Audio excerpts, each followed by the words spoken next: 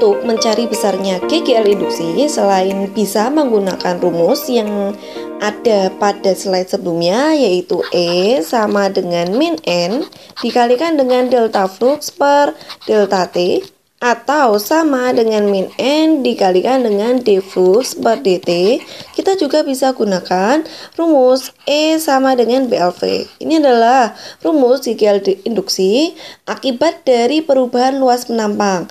Sebenarnya rumus ini diturunkan dari persamaan E sama dengan min N delta flux per delta T.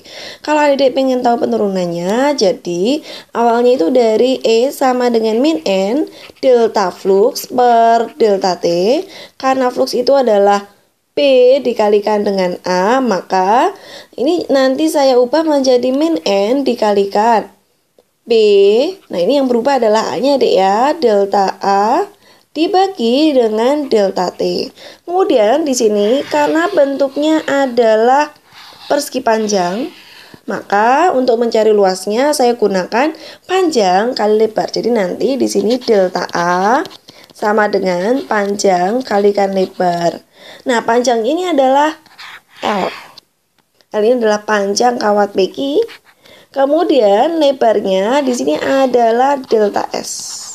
Ya, jadi nanti ini berubah-ubah seiring dengan pergerakan V-nya. Jadi delta A sama dengan L kalikan dengan delta S. Saya masukkan ke sebelah sini ya dek ya. Jadi E sama dengan min N P dikalikan dengan L kalikan dengan delta S per delta T. Nah, di sini delta S per delta T ini adalah rumus dari kecepatan. Jadi E sama dengan min P L V. Jadi nanti di sini N-nya hilang karena biasanya kawatnya ini hanya satu lingkaran saja. Maaf, satu kotak saja. Jadi nanti N-nya hilang karena N-nya dimasukin 1. Kemudian negatif ini akan hilang juga karena nanti delta S-nya ini akan bernilai negatif. Karena biasanya perubahannya itu mungkin dari kecil dikurangi dengan besar. Maka nanti delta S-nya bernilai negatif nanti akan menyebabkan negatif yang di depan ini hilang. Jadi rumus dari E menjadi E sama dengan BLV. Kemudian, cara menentukan arah arus pada kawat. Yang pertama harus kita lakukan adalah gambar arah gaya Lorentz. Dalam hal ini, gaya Lorentz selalu berlawanan dengan V. Jadi, kalau adik menemukan soal GGL induksi yang diakibatkan oleh perubahan luas penampang, maka untuk menentukan arah arus pada kawat PQ ya dek ya, di sini mula-mula adik gambar dulu arah gaya F-nya. Jadi ketika V-nya ke kanan, maka gayanya ke kiri. Setelah menemukan arah gaya, adik gunakan aturan tangan kanan, yaitu B-nya ini ditunjukkan oleh 4 jari yang lain, kemudian I-nya ditunjukkan oleh ibu jari, kemudian F-nya adalah telapak tangan. Jadi untuk gambar ini, karena F-nya ditunjukkan oleh telapak kanan, arahnya ke kiri, kemudian B-nya masuk, maka arusnya ke atas. Nanti ia akan mengalir seperti ini loop, kemudian ke bawah, kemudian balik lagi ke titik P. Nah, di sini artinya karena arus itu keluar dari titik Q, Q-nya ini dianggap sebagai kutub positif, sedangkan P-nya dianggap sebagai kutub negatif. Jadi potensial Q lebih besar daripada potensial P. Contoh soal ke-12. Kawat PQ panjangnya adalah 50 cm. Digerakkan tegak lurus sepanjang kawat api, memotong medan magnetik serba sama yaitu 0,02 Tesla seperti pada gambar. Diketahui R sama dengan 0,02 ohm dan V sama dengan 2 meter per second. Besar dan arah arus induksi pada kawat PQ adalah, jadi di sini diketahui panjang kawat PQ sama dengan 50 cm atau 0,5 meter. B-nya adalah 0,02 Tesla dan V sama dengan 2 meter per second. Yang ditanyakan adalah besarnya kuat arus induksi Berarti I sama dengan E per R. Ini diturunkan dari persamaan hukum Ohm. Kemudian E-nya saya akan gunakan E sama dengan BLV. Saya gunakan E sama dengan BLV karena perubahan fluksnya diakibatkan oleh adanya perubahan luas. Jadi, GGL induksi saya cari dengan persamaan E sama dengan BLV.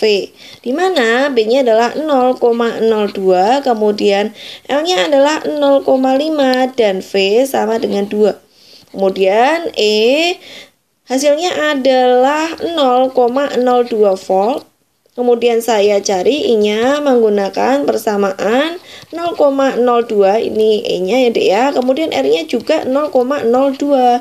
I sama dengan 1 ampere. Kemudian arahnya mula-mula kita lihat karena V-nya ke kanan, berarti gaya lorennya ke kiri.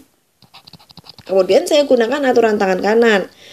Karena F-nya ke kiri, berarti saya arahkan telapak tangan ke arah kiri, kemudian titik, ini artinya B-nya keluar. Berarti 4 jari yang lain ya Dek ya, ini saya arahkan keluar dari bidang kertas. Akibatnya, arus arahnya ke bawah Dek. Pada kawat PQ, arah arusnya ke bawah. Nah, kalau pada kawat PQ, arusnya ke bawah. Jadi, opsi yang sesuai adalah yang A.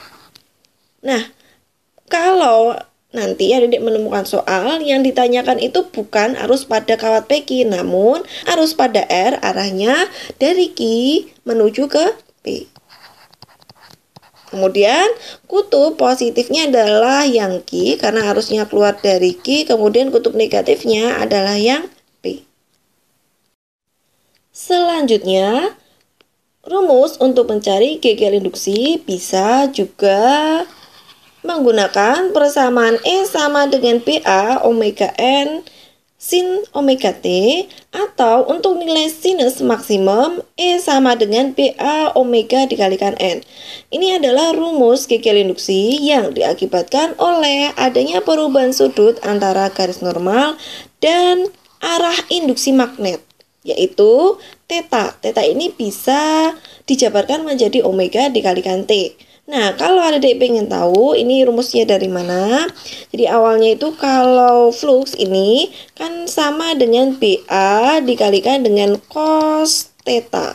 Kemudian jika nilai cos ini dijabarkan menjadi omega dikalikan dengan T, kemudian kita cari E ini dari persamaan min N dikalikan dengan turunan flux terhadap waktu, maka ini juga bisa dijabarkan menjadi flux itu adalah B A cos omega T. Jadi turunan dari BA dikalikan dengan cos omega T terhadap waktu.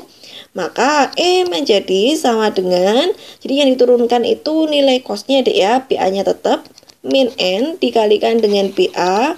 Cos omega T ini kalau diturunkan menjadi min sin omega T, kemudian di dalamnya ini ada omega T, kalau diturunkan lagi tinggal omega.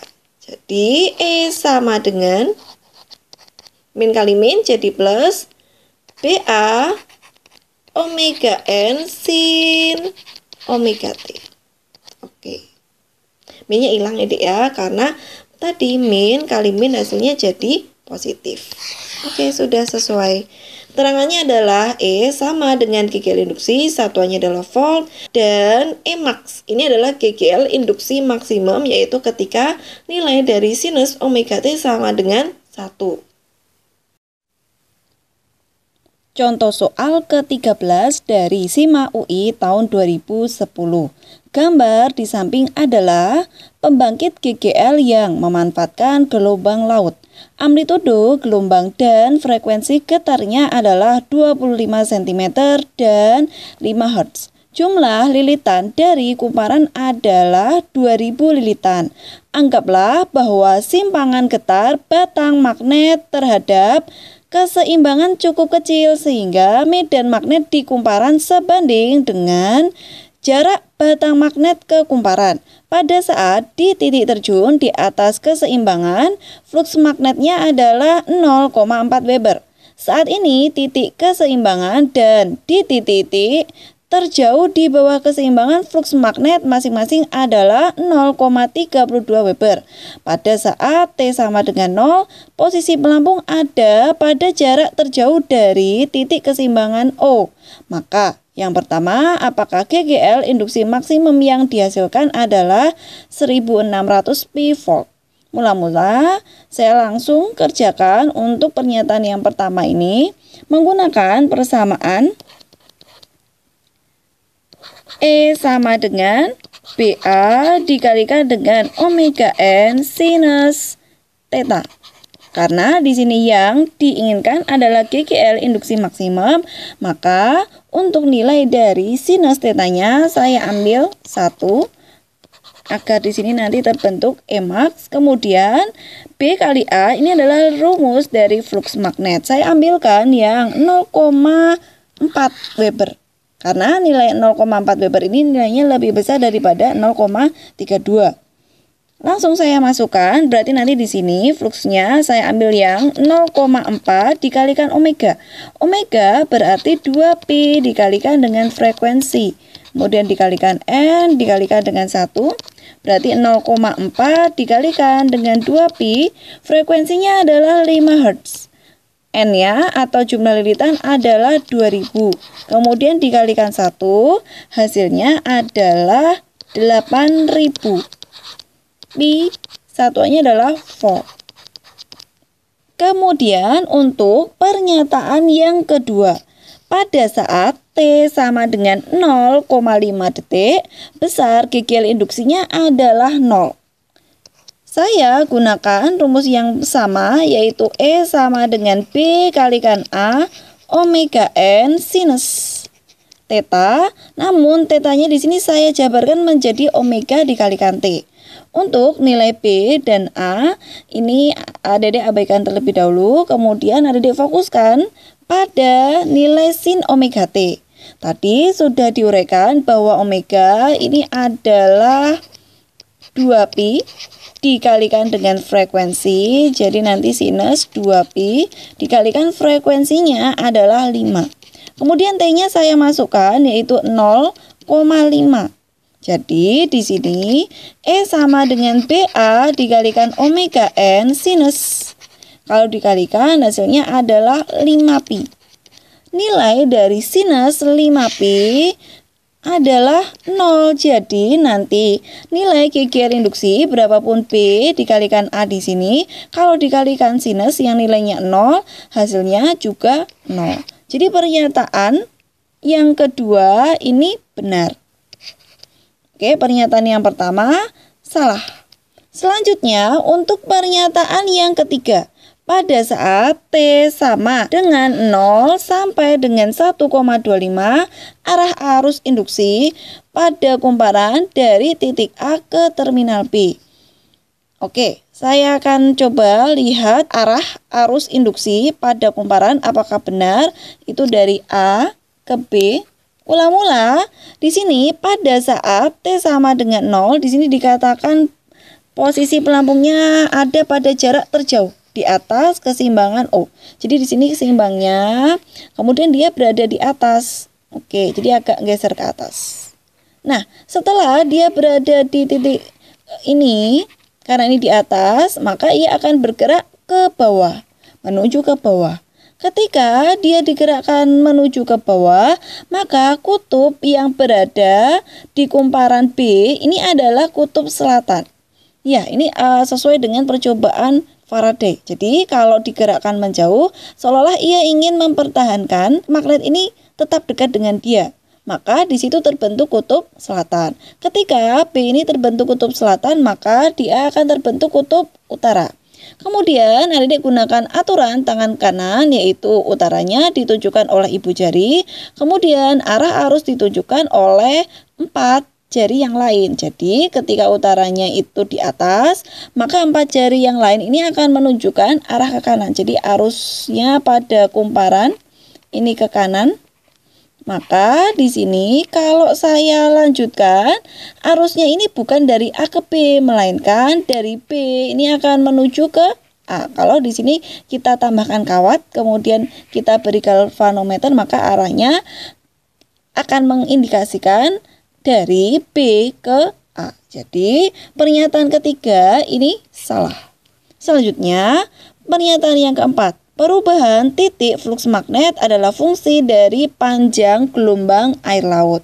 Untuk menjawab pertanyaan yang keempat ini, sama, saya gunakan rumus E sama dengan BA dikalikan omega N sinus omega T. Kemudian omega ini saya jabarkan menjadi sinus 2pi dikalikan F. Nah, berdasarkan rumus cepat rambat gelombang, yaitu V sama dengan lambda dikalikan F, berarti nilai F ini sama dengan V dibagi dengan lambda. Jadi, persamaan untuk mencari E bisa juga menggunakan BA omega N sinus 2pi, F-nya diganti dengan V per lambda. Nah, berarti pernyataan keempat ini benar. Karena yang benar ini ada di 2 dan 4, berarti kita pilih opsi yang C.